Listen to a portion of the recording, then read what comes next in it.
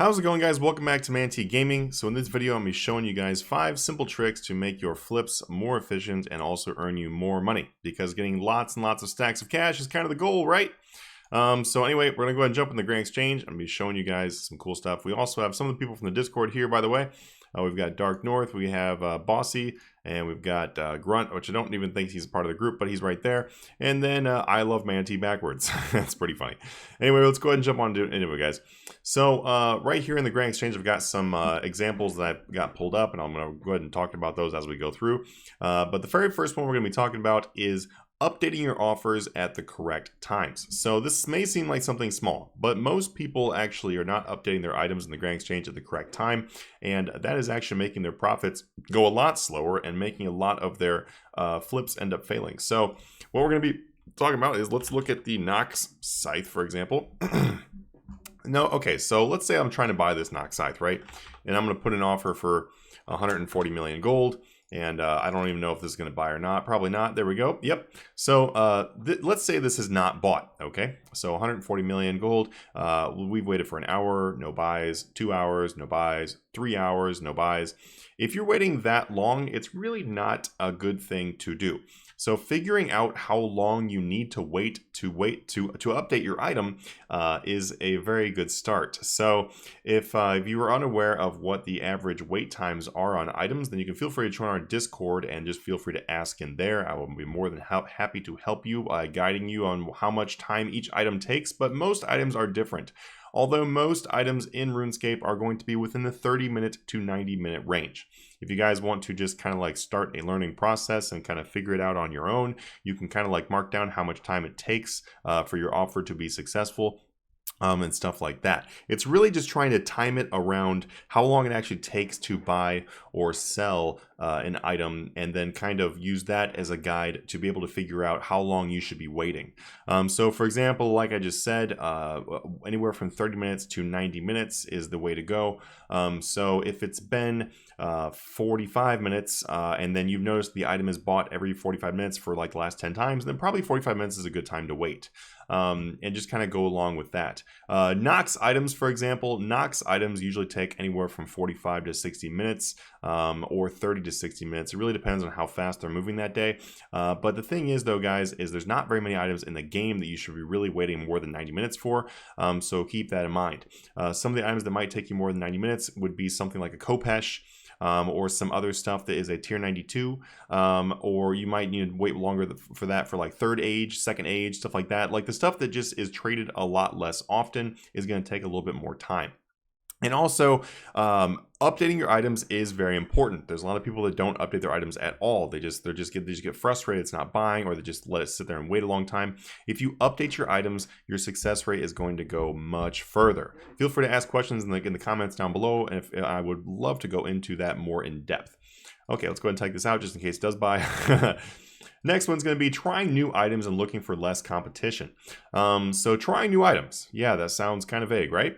But the thing is, if you've been trying to flip the same items for a very long time, then chances are, well, I guess, yeah, never mind. That doesn't really make any sense. I'm not really sure I was going with that one. Let's switch that around. If you've been flipping the same items for a long time and noticing that they're not that great, or maybe you're just like, man, I'm not making tons and tons of money. Why am I not making tons and tons of money? One of the big reasons that you might not be making as much money as you could is just because you don't know the best items to flip. Like, you don't know what the best current items are. Maybe you don't have that many items that you flip in general. A good way to figure that out, like to figure out more items, is just go around testing stuff. So Divine Sigil here is a great example. A lot of people will flip something like a Divine Spirit Shield, the shield itself, and that can be great. Like Spirit Shields actually have a pretty great margin. They're pretty awesome to flip. They're a convenient item to flip because of the fact they can be done for overnights, whatever, blah blah blah. The thing is, have you ever tried doing a Divine Sigil? So the reason why you might be interested in doing a sigil rather than the shield itself is just because of the fact that sigils are traded less, which means they could have a much larger margin. Stuff that is traded less typically does have larger margins than stuff that's traded more frequently. Let's think about coal coal or sharks for a second and understand that, you know, coal and shark usually don't have that great of limits, not the great of profits. But then other items that take a lot longer to flip and have less people flipping them, such as a die, usually have a much larger margin, right? That's kind of the general rule. There are some things that don't really follow that rule, but that is kind of the general idea. So divine sigils have a lower volume than a shield does, and they're traded less often than a shield does. So this is an example of something you could do that's like an alternate to something you normally would do. Looking into we just use example for Nox items. If you are very familiar with flipping Nox things and you're like, yeah, you know, I do enjoy these, but I really wish I had more options like this. Well, you actually do have more options for items that are very similar to a Nox. You can look into an item like a spider leg. So spider legs are known to be used to make them. You know, obviously you have to have the spider leg in order to make the Nox weapon itself. And they actually have a very similar buy limit. Not buy limit. They actually have a very different buy limit. They have a very similar margin and everything to the actual Nox weapons themselves. So when people are sitting there and flipping Nox weapons and you can only flip 2 of them for every 4 hours, the holy spider leg over here can be flipped 100 times per 4 hours, which is significantly better is buy limit. And actually the spider leg can very often have much better margins than the Nox weapons themselves also. So you would never really figure out about this item though unless you just did some testing. So, you know, really think about stuff that's like similar to the stuff, you know, that you're doing. Also, one other thing that you can look into too is let's think about higher tier weapons in general. Like, what are some higher tier weapons that maybe you don't flip right now, but you know that flipping weapons is good because flipping weapons is good. You know, let's dive a little bit deeper. What do maybe we don't usually flip because we just don't think of it as a common thing to flip? Let's look into something such as a Azrael Staff. So a Azrael Staff is something that most people wouldn't really think about flipping, and the reason why is because it's just not really an item that people talk about very much. But it is tier 78, and if you put the upgrade on it, it does go quite a bit higher than that, which means that it's actually a very decent weapon, and people are actually using stuff like the Azrael's Staff, which means that it must have good margins, right? Actually, it does. So surprisingly enough, items like the Azrael Staff, Azrael's Robe Top, Azrael's Robe Bottom, they all have really great margins. I've very commonly gotten margins of anywhere from 1 million to 3 million each flip on these guys. So if you have a buy limit of 10 for every 4 hours, that means you're making anywhere from 10 million to 30 million by flipping a set of those. Although I will just go ahead and say right now as a little disclaimer, the chances of you actually being able to buy and sell a full 10 of any of these 3 items within a 4-hour period is very, very unlikely, just because they do have a lower buy limit and they are less traded, as I was talking about, but they do have a pretty massive margin, so I would recommend you at least try doing something like this. But you guys can try doing all the Ancient Warrior stuff actually, and just kind of see what works better for you. But just remember, there are items like this, like weapons and armor, that are good higher tier stuff that people don't really think about very much and actually make very great targets for flipping. All right, next thing we're going to talk about here is flipping in hype items. So hype items are stuff that is like usually stuff that's brand new or has been recently changed. Something that comes to my mind right now is going to be the Grace of the Elves. So Grace of the Elves is actually a brand new item. And due to the fact it's so new, it has very large margins. And the reason why is because a lot of people want to buy them. And also, when people go to sell them, they usually will just like instantly sell them, and then instantly buy them. The biggest reason why they have a big margin is because people will instantly buy them in order to get them. So if you are patient and you are going to sit there and do a slower buy, like a non-instant buy, which is what you should be doing every time you're flipping, then the Grace of the Elves ends up having a pretty massive margin. When these guys very first came out, they were getting margins of like 2 or 3 million per flip, which is pretty amazing, and is same for the rest of the alchemical onyx stuff. So jumping on stuff that is brand new and has hype is a really great thing to do. Just keep in mind that when you do that, those items are very volatile and can rise or fall very quickly. So just be aware of that you could lose some money, but overall it's usually worth the risk. Next thing is going to be flipping items near their alch value, and this is going to be number 4. Flipping items near the alch value is something that most people will avoid doing because they just don't think there's going to be that much profit there. And when they don't think there's going to be much profit there, they're just like, well, that's not a good item. But that is actually not completely true. And I will go actually show you an example here. If we look at something like a Dragonfire Shield. So a Dragonfire Shield currently going for 1212 mil, or sorry, 1212K, so 1,212,000. This is what they're currently going for. We got Dragonfire Ward right here going about similar price. Got this going to similar price. These guys are actually really, really close to their ALC value.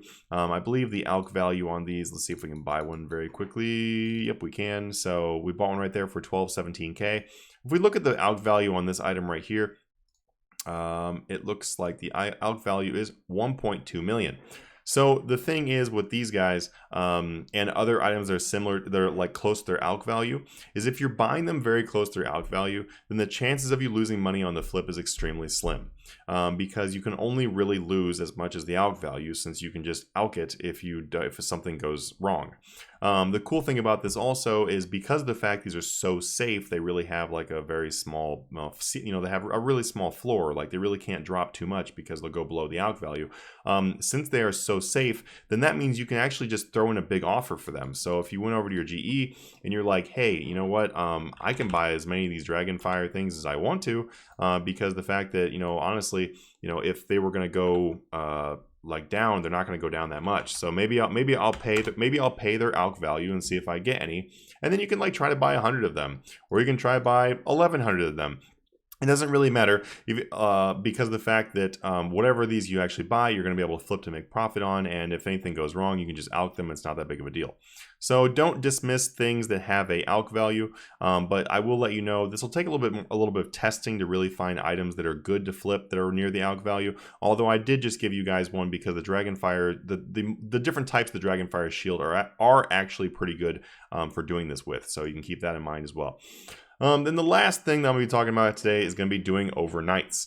So doing overnight flipping is a very, very great way to be able to increase how much you earn.